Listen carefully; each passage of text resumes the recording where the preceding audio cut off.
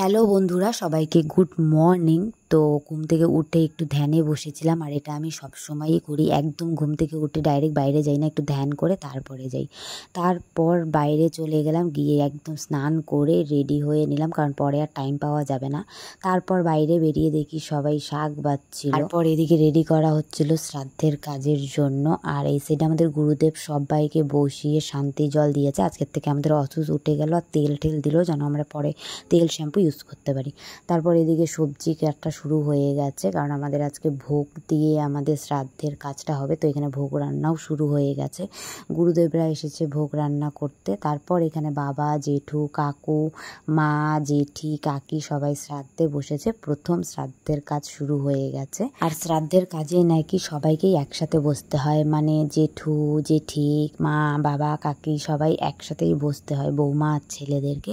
তো সবাই একসাথেই বসে আছে। তারপর এখানে যে সূর্য প্রণাম হচ্ছে, তো গুরুদেব আমাদের সুন্দর করে মন্ত্র বাবাদের বলে প্রথম শ্রাদ্ধের কাজ কমপ্লিট করলো। তারপর মা এখানে প্রণাম দিচ্ছে। আর প্রথম শ্রাদ্ধের কাজ যে হলো, তার জন্য বাবাদেরকে এটা এখন পুকুরে ভাসাতে হবে। তারপর স্নান করে আবার নতুন ড্রেস পরে আসতে হবে, মানে এতদিন যে ড্রেসটা পরেছিল সেটা তো 10 দিন ছাড়া হয়েছে। তারপর 10 দিন যে ড্রেসটা পরেছিল সেটা আজকে শ্রাদ্ধের দিন প্রথম শ্রাদ্ধের কাজ সেরে এখন স্নান করে আবার ড্রেস পরবে, তারপর আবার গিয়ে শ্রাদ্ধে বসবে। তো বাবা, জেঠু, কাকু সবাই পুকুরে এখন স্নান করছে। এতদিন পুকুরেই স্নান করেছিল, কারণ জেঠুদের বাড়ির সামনে পুকুরই আছে। তো 3 ভাই একসঙ্গে পুকুরে নেমেছে স্নান করতে। তারপর এখানে কাপড় ছাড়ছে, কারণ সব কাপড় চোপড় এখানেই ছেড়ে যেতে হবে। তারপর মা, জেঠি, কাকি সবাই পুকুরে নেমেছে, কারণ মাদেরকেও স্নান করে আবার নতুন বস্ত্র পরে তারপর আবার শ্রাদ্ধে বসতে হবে। তো পুকুরে নামতে গিয়ে কাকি আর জেঠি প্রথমেই পড়ে গেছিলো। তারপর আমি এখানে বাড়িতে এসে ঠাকুমার ছবিটা রেডি করছিলাম, আর এটা ছিল আমারই হাতে তোলা 1 বছর আগের ছবি। তখন দেখো কত সুন্দর ছিল দেখতে, এবং মরার আগ পর্যন্ত আমার ঠাকুমা সেম এরকমই ছিল। আমরা জন্মের পর থেকে যেরকম দেখেছি মরার আগ পর্যন্ত ঠাকুমা সেরকমই দেখতে ছিল। তো এখানে শ্রাদ্ধের কাজের জন্য সব রেডি করা হয়ে গেছে, পুরো লোকজন ভর্তি, বাড়িতে কীর্তনের দল এসে গেছে। কারণ আমাদের যে শ্রাদ্ধের কাজ, তো আমাদের গুরুদেব দিয়ে 6 গোসাইয়ের ভোগ দিয়ে করা হয়। তারপর বাবা এখানে ধূপকাঠি জ্বালিয়ে দিচ্ছিল, ভুজি টুজি সব রেডি, ঠাকুমার ছবিটা বসানো হয়েছে। আর এখানে আমাদের সবাইকে তিলক পরাচ্ছে গুরুদেব। আর যাদের যাদের তুলসীর মালা পুরনো হয়ে গেছে তাদেরকে চেঞ্জ করে দিচ্ছে। আর আজকে সবাইকেই তুলসীর মালা পরতে হবে। তো মা এখানে বসে পড়েছে, প্রথমেই মা তুলসীর মালাটা চেঞ্জ করে দিচ্ছিল, তারপর তিলক পরানো হবে। এবং এক এক করে সবাইকেই এখানে বসতে হবে, গুরুদেবের কাছে তিলক পরতে হবে। আর যাদের যাদের মালা আছে তাদের চেঞ্জ করতে হবে, যাদের মালা নেই তাদেরকে মালা পরতে হবে। তো প্রথমে বাবাদের হয়ে গেছে, এখন মারা বসছে, তারপর বাকিরা বসবে। তো এইদিকে কীর্তনও শুরু হয়ে গেছে। তারপরে এখানে ছোট দাদা এসেছে তিলক পড়তে, আর বাবা, জেঠুরা সবাই এখানে দাঁড়িয়ে আছে। যখনই গুরুদেব বলবে বসতে বসবে। তো এখানে কাকাও দাঁড়িয়ে আছে, আর আমি চলে আসলাম এখন তিলক পড়তে। তো আমি বলেছি আমাকে শুধু ফোঁটা দিলে হবে না, আমাকে একদম তিলক নাক থেকে শুরু করে কপাল অবধি তিলক কেটে দাও, আমাকে খুব ভালো লাগে। আর এটা তো সুযোগ সবসময় আমরা পাই না। তো আজকে যেহেতু পড়বই, তো একটু ভালো করেই পড়ি, তাই এইভাবে তিলক কেটে নিচ্ছিলাম। এইভাবে দেখতেও ভালো লাগে তিলক কাটাটা একদম। আর আমাদেরকে পড়তে হয় এটা, কিন্তু আমরা তো পড়ি না, তাই আজকে ভাবলাম একটু পড়ে নিই। আর দেখতেই পাচ্ছ আমার অবস্থা ভীষণই খারাপ, গলার আওয়াজ শুনেও নিশ্চয়ই তোমরা বুঝতেই পারছো আমার গলার আওয়াজও ভীষণ খারাপ। তো যাই হোক, এই কটা দিন তো এইভাবেই গেল। আজকের দিনটা খুব ভালো ভালো কাটুক, এটাই চাই, কাজকর্মগুলো খুব ভালোভাবে হোক।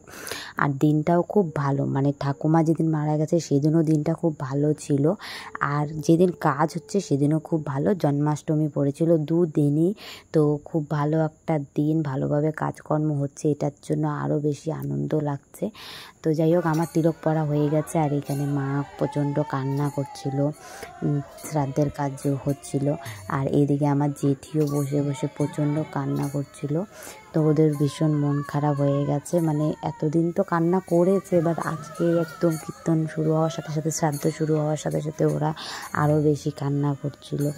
তারপর বাবাদেরকে এখানে শ্রাদ্ধের কাজের জন্য বসিয়ে দেওয়া হয়েছে, আর দিকে গীতা পাঠ হচ্ছে। ওইখানে গুরুদেব বসে আছে, আর পেছনে মারা বসে আছে, কীর্তনের দল বসে আছে, বাকি সবাই বারান্দায় বসে আছে। আর যারা আছে কাজ করছে ওদিকে, কারণ মশলাপাতি সবজি টবজি সব ওইদিকে কাটাকাটি রেডি করা হচ্ছিলো, আর এখানে বাবাদের শ্রাদ্ধের কাজ হচ্ছিল। আর এখানে দেখো গুরুদেবের সামনে একটা বিছানা করা হয়েছে, যেটা ঠাকুমার নামে, যেখানে পাখা, শাড়ি, বালিশ, কাঁথা সব দেওয়া হয়েছে। আর এদিকে আমাদের শ্রাদ্ধের সময় গীতা পাঠ হয়, তো 5 জন গুরুদেব এসেছে গীতা পাঠ করতে। তারপর এখানে দেখো ঠাকুমার দুটো ফটো দেওয়া হয়েছিল, একটা দেওয়া হয়েছিল যেটা মারা যাওয়ার সময় তোলা হয়েছে, আর একটা যেটা দেওয়া হয়েছিল সেটা আগে তোলা হয়েছিল। তো যাই হোক, দুটোই আমি তুলেছিলাম খুব সুন্দর করে ফটো দুটো, যেটা আমার সারা জীবনের জন্য স্মৃতি হয়ে থাকবে। আর এখানে ছোট বৌদি আর সেজ বৌদি লুচি বেলছিল, যেটা লুচি ভোগে দেওয়া হবে।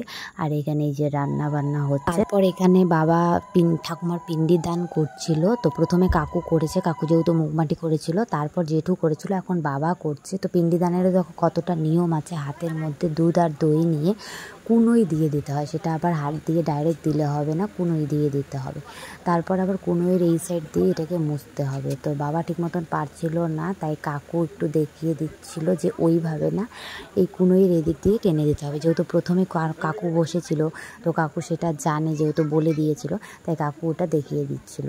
তারপর বাবারও পিণ্ডিদান করা হয়ে গেল, এখন আবারও শ্রাদ্ধের কাজে বসেছে, কারণ আমাদের শ্রাদ্ধের কাজটা অনেকটাই টাইম লাগে। এটা প্রায় বসেছে 10টার দিকে, আর এখন বাজে 2। কত বড় জায়গাটা নিয়ে আয়োজন করা হয়েছে তোমরা নিশ্চয়ই দেখতেই পাচ্ছ। এত বড় উঠোন, তাও মনে হচ্ছে একটু কম হয়ে গেছে, কারণ এখানে আয়োজনটাও অনেক বেশি আর লোকজনও বেশি। কারণ বাবাদের ডান হাতে যে বসেছিল তারা গীতা পাঠ করছিল, আর বাঁ হাতে বাবাদের গুরুদেব যে মন্ত্র বলে বাবাদের শ্রাদ্ধের কাজ করাচ্ছিল। তো শ্রাদ্ধের কাজ প্রায় অর্ধেক কমপ্লিট হয়ে গেল, আর এখন আমার বাবাদেরকে আবার শ্রাদ্ধের জন্য যে বাকি যে কাজগুলো আছে সেগুলোর জন্য এখন বাবারা অন্যদের কাছে অনুমতি নেবে, মানে বাকি যে গুরুজনরা আছে, গুরুদেবরা আছে, তো তাদের কাছে এই যে অনুমতি নিচ্ছে। তো এখানে আমার আরেক জেঠু বসেছিল, বড় জেঠু, যে মানে আমাদের বলতে গেলে বাবার জ্যাঠাতো দাদা ছিল। আর এই সাইডে বাবার ভাই ঠাইরা ছিল, জেঠিরা ছিল, মানে জেঠিরা কেন, বৌদিরা, মানে আমার জেঠিরা। তারপর এখানে বাবাদের তো শ্রাদ্ধের অর্ধেক কাজ শেষ, এখন অনুমতি নিল, তারপর আবার শুরু করবে। তো তারই মাঝখানে দাদাদের এখন লাঠি দান হবে, মানে ছেলের ঘরের নাতিরা নাকি লাঠি দেয়, আর মেয়ের ঘরের নাতি নাকি ছাতা দেয়। তো এখানে 4-5 দাদা বসেছে লাঠি দেওয়ার জন্য, আর এক দাদা বসেছে ছাতা দেওয়ার জন্য। তো বড়দা, মেজদা, শেষদা, ছোটদা, আমার দাদা আর আমার পিস্তত দাদা, 6 জনই বসেছে। তারপর এখন ওদেরকেও ফুল জল দিয়ে মন্ত্র বলে তারপর দানটা করতে হবে। আর লাঠিগুলো দেখো কত সুন্দর এনেছে। তো এখন এইভাবে ধরে তারপর ওদেরকে মন্ত্র বলে নিয়মটা করতে হবে। তোমাদের মধ্যে কার কার আছে এই নিয়মগুলো অবশ্যই কমেন্ট করে জানিও। যারা যারা তোমরা আমার ভিডিও দেখবে বা দেখছো, তো অবশ্যই কমেন্ট করে জানিও। ভালো লাগলে লাইক শেয়ার করতে একদম ভুলো না, আর সাবস্ক্রাইব করে আমার পাশে থেকো। আরও নতুন নতুন ভিডিও আসবে। আর এটার আমি সম্পূর্ণ পার্টটা তোমাদের একবারে দিতে পারলাম না, সেকেন্ড পার্টটা দেখার জন্য তোমাদেরকে অপেক্ষা করতে হবে। আমাকে এটা 2 ভাগে করতে হবে, কারণ আমি তো প্রথমেই তোমাদের বলে দিয়েছি যে আমাদের মধ্যে অনেকটা নিয়ম, তো একবারে দেওয়া একদমই সম্ভব না।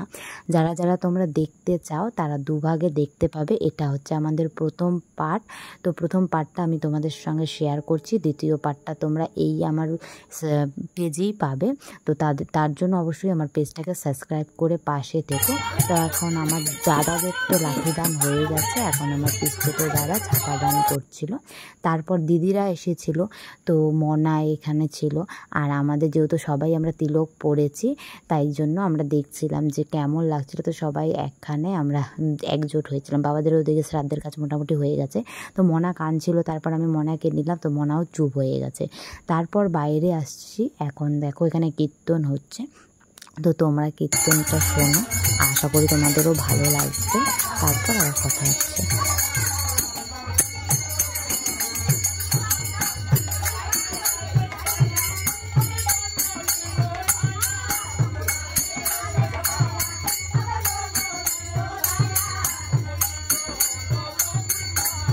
তারপর মা এখানে জল নিয়ে এসে সবার পা ধুয়ে দিচ্ছিল, গুরুজনদের কীর্তনের দলদের পা ধুয়ে আবার মুছে দিচ্ছিল। তারপর এখানে বাবাও চলে এসেছে গুরুদেবের পা ধুতে, কাকু এসেছে, বৌদিরা এসেছে, দিদিরা এসেছে, আমাদের বাড়িতে যতজন সদস্য আছে সবাই গুরুজনদের গুরুদেবদের পা ধুয়ে মুছে দিচ্ছিল, কারণ এটা আমাদের করতে হয় কীর্তনের মাঝে। আর এই যে ভজন আরতি দেখো, এই ভজন আরতি শুনে সবার চোখে জল, মানে এই যে ভজন আরতিটা যখন হয় তখন তুমি অটোমেটিকলি তোমার চোখে জল আসবেই। তারপর এখানে আমিও চলে আসছি, আর এই দেখো আমার জেঠুও বসে বসে কান্না করছিল। বললাম না ভজন আরতিটা এরকম যে তোমাকে কান্না করাতে বাধ্য, মানে তুমি শুনলে তুমি আর থাকতে পারবে না।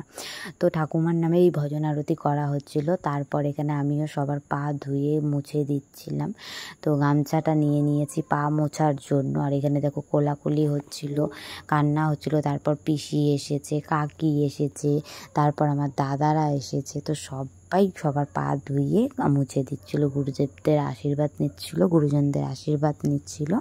তাই যেহেতু একসাথেই আমরা পা ধুয়ে দিচ্ছিলাম, তাই কেউ বালতিতেই জল নিয়ে এসেছে, কেউ গ্লাসেই জল নিয়ে এসেছে, কারণ ওই টাইমটাতে সবাইকেই একসাথেই পা ধুয়ে দিতে হবে। তারপর বাবা এখানে মাটিতে শুয়ে গড়াগড়ি করছিল, এই যে দাদা বৌদিরাও এসেছে, কারণ আমাদের এখানে পা ধোয়ার পরে মাটিতে গড়াগড়ি করতে হয়। তো প্রথমেই এই যে বাবা মাটিতে গড়াগড়ি করছিল, তারপর এখানে দাদা ছোটো মোনাকে নিয়ে এসেছে নমস্কার করানোর জন্য, কারণ এখানে নমস্কার করতে হবে, যেহেতু ঠাকুমার নামেই কীর্তনটা হচ্ছিল, ভজন আরতিটা হচ্ছিল। তো সবার মোটামুটি পা ধোয়া কমপ্লিট হয়ে গেছে, এখন এখানে গড়াগড়ি হবে।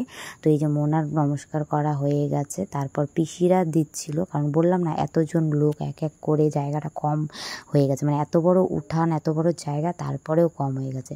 তারপর এখানে মা এই যে গড্ডাগড্ডি করছিল, যে পিসি বৌদি সবাই, মানে যতটা গড্ডাগড্ডি করবে ততটাই ওদের চোখে জল, ততটাই কান্না করবে, ঠিক আছে। মানে বললাম না তুমি যখন ওখানে দাঁড়াবে না তুমি থাকতে পারবে না, ওখানে অটোমেটিক তোমার আর বৌদি আর পিসি প্রচণ্ড পরিমাণে এখানে শুয়ে শুয়ে কান্না করছে। এই যে জেঠিও চলে এসেছে, আর দাদা এখনও অবধি সবার পা ধুয়ে দিচ্ছিলো, কারণ ওখানে যেহেতু ভিড় ছিল। তারপরে এই যে দিদি চলে এসেছে, কাকি চলে এসেছে, তো সবাই এখানে মাটিতে শুয়ে গড়াগড়ি করছিল আর কান্না করছিল। আর আমাদের ঠাকুমা এতটাই ভালো ছিল যে কেউ আর মানে কান্না না করে থাকতে পারেনি।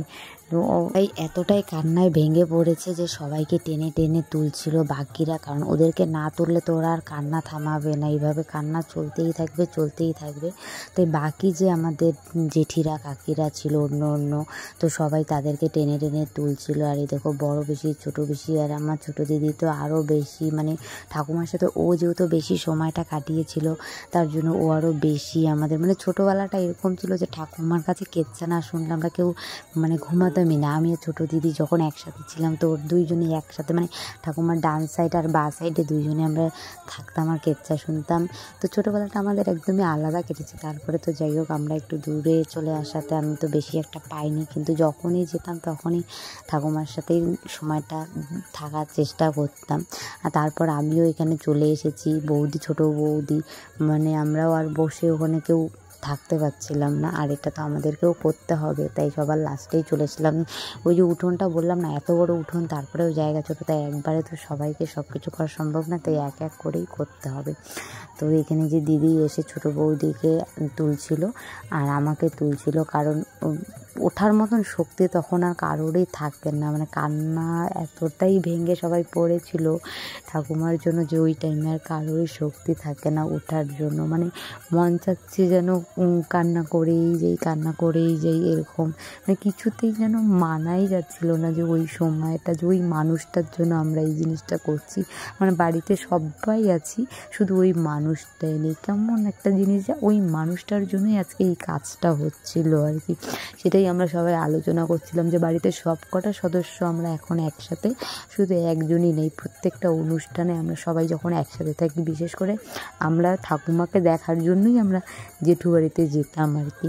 তো এখন গেলে তো আর পাবো না, ওটা ভেবেই আমাদের ভীষণ খারাপ। 10 দিন যখন জেঠু বাড়ি গিয়েছিলাম, গিয়েই মনটা খারাপ হয়েছিল যে কখন ঠাকুমা আসবে আর বলবে কিরে ফুলতি আসলি, কারণ ঠাকুমাই একমাত্র ওই নামে ডাকতো আর ওই নামটা ঠাকুমারই দেওয়া, তো ভীষণ খারাপ লাগছিল, কারণ ওই নামে আর কে ডাকবে, কারণ ওই মানুষটাই তো আর নেই যে আসবে আর বলবে কিরে ফুলতি আসলি। গেটে ঢোকার সাথে না সাথেই আমাকে ওই কথাটা বলতো, কিন্তু ওটা বলার মতন তো আর কেউ নেই এখন। সেটা ভেবে আর নিজেকে সামলাতে পারছিলাম না। যখন ওই কথাটা মনে পড়ছিল ভীষণ খারাপ লাগছিল যে ফুলতি ফুলতি করে ডাকতো, সেটা বলার মতন আর কেউ নেই।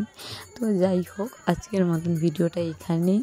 নেক্সট ভিডিও তোমরা খুব তাড়াতাড়ি পাবে। আর এই পুরো পার্টটা তোমাদের একসাথে দিতে পারলাম না, তো এই পার্ট 1 পার্ট 2 করেই তোমাদের দেবো। নেক্সট ভিডিওগুলো দেখো তাহলে আরও বুঝতে পারবে। আর তোমাদের সাথে ভালো মন্দ সবটাই যখন শেয়ার করি, তাই ঠাকুমার কাজটাও শেয়ার করব, তাই পেজটা ফলো রেখো।